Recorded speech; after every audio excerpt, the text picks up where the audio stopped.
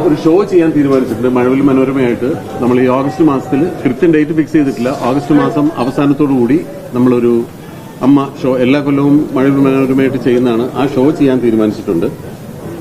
പിന്നെ കഴിഞ്ഞ ജനറൽ ബോഡിയിൽ നമ്മൾ ഒരു വനിതാ മെമ്പറെ കൂടെ എക്സിക്യൂട്ടീവ് കമ്മിറ്റിയിൽ ഏറ്റെടുക്കാനായിട്ട് എക്സിക്യൂട്ടീവ് കമ്മിറ്റിയോ നമ്മൾ അധികാരപ്പെടുത്തിയിരുന്നു. അപ്പോൾ ആ വനിതാ മെമ്പറെ ഞങ്ങൾ ഇന്ന് ഐകകണ്ഠേന തെരഞ്ഞെടുത്തു. ജോമോളാണ് ആ വനിതാ മെമ്പർ. അപ്പോൾ എക്സിക്യൂട്ടീവ് കമ്മിറ്റിയിലേക്ക് ഇപ്പോൾ 3 പെൺകുട്ടികളെ കൂടാതെ ജോമോളെ കൂടി ഞങ്ങൾ ഐകകണ്ഠേന തെരഞ്ഞെടുത്തിട്ടുണ്ട്. പിന്നെ കുറച്ചു പേർക്ക് ഈ നമ്മൾ കൈനീട്ടം കൊടുക്കുന്നത് കുറച്ച് കാലമായിട്ട് നിർത്തി വെച്ചിരിക്കുകയായിരുന്നു. അപ്പോൾ കുറച്ചു പേർ കൂടെ കൈനീട്ടം കൊടുക്കാനുള്ള ഒരു തീരുമാനം ഉണ്ടായിട്ടുണ്ട്. പിന്നെ കുറച്ച് കാലമായിട്ട് നമ്മൾ ആഗ്രഹിക്കുന്നതാണ് ഇവിടെ ചില വർക്ക്ഷോപ്സ് ഒക്കെ ചെയ്യുക, ചില ഡാൻസും അല്ലെങ്കിൽ ആക്ടിംഗും ഒക്കെ ആയിട്ട് ബന്ധപ്പെട്ടിട്ട് ഒരു ചെറിയ വർക്ക്ഷോപ്പ്, ഒരു 3-4 ദിവസം നിൽക്കുന്ന മറ്റ് പബ്ലിക്കിന് പുറത്തുള്ള ആളുകളെ കൂടെ പങ്കെടുപ്പിച്ചുകൊണ്ട് ഒരു ആക്ടിംഗ് വർക്ക്ഷോപ്പ് അല്ലെങ്കിൽ ഡാൻസ് വർക്ക്ഷോപ്പ് ഒക്കെ ചെയ്യാനുള്ള തീരുമാനം ഉണ്ടായിട്ടുണ്ട്. അതിന്റെ നടപടികൾ ഉടനെ തന്നെ ആരംഭിക്കും. അടുത്ത മാസം തൊട്ട് അത്തരം ചില പരിപാടികൾ ഞങ്ങൾ പ്ലാൻ ചെയ്തിട്ടുണ്ട്. നമ്മുടെ ഇൻസ്റ്റാ, യൂട്യൂബ് അങ്ങനെയൊക്കെ. അതെ, ഇപ്പൊ കുറെ കാലമായിട്ട് ഈ ഞങ്ങളുടെ ഇൻസ്റ്റാ പേജ്, പിന്നെ ഫേസ്ബുക്ക് പേജ്, യൂട്യൂബ് ചാനലൊക്കെ ഒന്ന് ആക്ടിവേറ്റ് ചെയ്യണമെന്ന് വിചാരിച്ചിട്ട് നടന്നിട്ടില്ല. അപ്പോൾ പുതിയ ചില മെമ്പേഴ്സ്, വളരെ യങ്സ്റ്റേഴ്സിൽ നിന്ന് വന്നിട്ടുള്ള വിനു മോഹൻ, സരയു, ആൻസിബ, അനന്യ തുടങ്ങിയവർ അതിന്റെ ഒരു ചാർജ് ഏറ്റെടുത്തിട്ട് അത് ആക്ടിവേറ്റ് ചെയ്യാനുള്ള പ്രവൃത്തികൾ ആരംഭിച്ചിട്ടുണ്ട്. അങ്ങനെ വളരെ ചെറിയ ചെറിയ കാര്യങ്ങളേ ഉള്ളൂ. ഇത്തരം ഒരു വലിയ വലിയ പ്രശ്നങ്ങളൊന്നും ഇത്തവണ ഉണ്ടായിട്ടില്ല.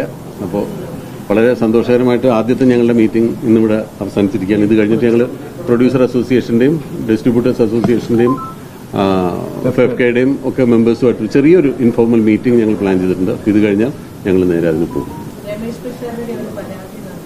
അതൊക്കെ കഴിഞ്ഞല്ലോ. ഈ മലയാള സിനിമയിൽ നിയമപരമായിട്ടുള്ള കാര്യങ്ങൾ അത് അഡ്വക്കേറ്റ്സുമായിട്ട് ഡിസ്കസ് ചെയ്തിട്ടുണ്ട്. അതിന്റെ കാര്യത്തിൽ പുതിയ നോംസ് ഉണ്ടാവും. അടുത്ത ഇലക്ഷനൊക്കെ അത്തരത്തിലുള്ള ഒരു പരാതി വരാത്ത രീതിയിൽ നോംസ് ഉണ്ടാവും. കാരണം വനിതകൾക്ക് വേണ്ടിയുള്ള സംവരണം, അവർക്ക് വേണ്ടിയുള്ള പ്രത്യേക മത്സരം ഇല്ലെങ്കിൽ അവർ ഐകകണ്ഠേന 4 പേരെ തെരഞ്ഞെടുക്കും. അല്ലെങ്കിൽ അവർക്ക് വേണ്ടി പ്രത്യേക മത്സരം ഉണ്ടാകും. ഈ ഹേമ കമ്മിറ്റി റിപ്പോർട്ട് പബ്ലിഷ് ചെയ്യുന്നതിനെ കുറിച്ച് അമ്മയുടെ ആ ഒരു നിലപാടെന്താണ്? അത് ഞങ്ങളുമായിട്ട് ബന്ധപ്പെട്ടൊരു കാര്യമല്ല. അത് സർക്കാർ ലെവൽ പബ്ലിഷ് ചെയ്യണമെന്നൊക്കെ തീരുമാനിക്കുന്നത് സർക്കാരാണ്. നമുക്ക് അമ്മയ്ക്ക് അതിനകത്ത് യാതൊരു ഇൻവോൾവ്മെന്റും ഇല്ല. അമ്മയുമായി ബന്ധപ്പെട്ട മറ്റൊരു കാര്യം, അതായത് നടൻ സത്യന്റെ മകൻ സതീഷ് സത്യൻ അമ്മയിലേക്ക് മെമ്പർഷിപ്പിന് വേണ്ടി അപേക്ഷിച്ചു.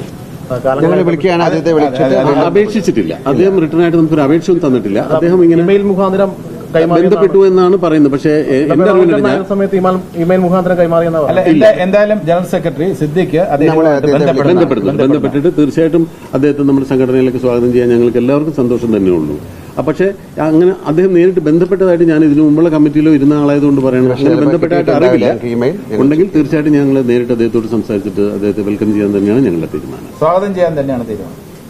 താരങ്ങൾ അമിത ഫീസ് വാങ്ങുന്നു എന്നൊക്കെ ഒരു പരാതി. ആരുടെ പരാതിയാണ്? ഒരാളും അങ്ങനെ പരാതി പറഞ്ഞിട്ടില്ല.